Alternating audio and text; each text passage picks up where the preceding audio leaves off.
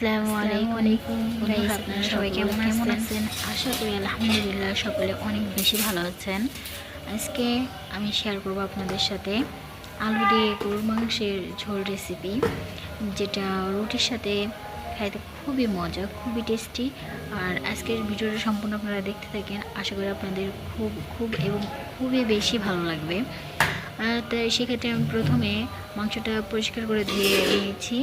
এ পর্যায়ে দিয়ে দিলাম পেঁয়াজ কুচি, আপনার মরিচের গুঁড়া। আমি কিছুটা মরিচ অবশ্য ব্লেন্ডার করে দিয়েছি।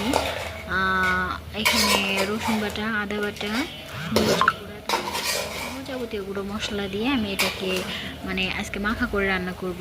মশলা কষাই তো অনেকবার রান্না করে খেয়েছেন অনেকেই, কিন্তু এইভাবে যদি একবার রান্না করেন তো কি আর বলবো, আপনাদের এত বেশি ভালো লাগবে। আমার কাছে তো মাংস কষানোর চাইতে হাত দিয়ে মাখাই এভাবে রান্না করলে অনেক বেশি মজা লাগে।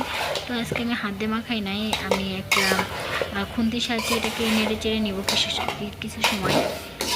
তারপর আমি রেস্টে রেখে দেবো 5-10 মিনিট। তবে এর ভিতরে একটা কথা আছে, সেটা হচ্ছে যে আমরা কিন্তু মাংসে সামান্য পানি দিয়ে মাংসটা কষাই নেব, যেহেতু এখানে গোস্ত থেকে অনেকটা পানি বের হবে, আমরা বেশি পানি দেব না।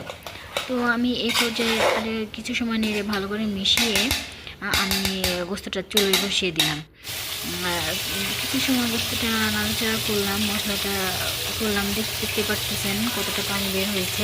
এই পর্যায়ে আমি যেহেতু আলু দিয়ে রান্না করব, কিছুটা আলু অ্যাড করে দিলাম। তো এখন নেড়ে চেড়ে আমি ঢেকে ভালো করে মাংসটা কষিয়ে নেব। আর সত্যি কথা বলতে, আপনি মাংসটা যত বেশি কষাবেন তত কিন্তু মাংসটা খেতে টেস্টি হয়। এখন আমার মাংস কষানো শেষ, আমি ঝোলের পানি দিয়ে দিয়েছি। খুবই তাড়াহুড়োর ভিতরে আজকে রান্নাটা কমপ্লিট করতে হয়েছে। তো দেখতে পারতেছেন আমার রান্না প্রায় হয়ে গেছে।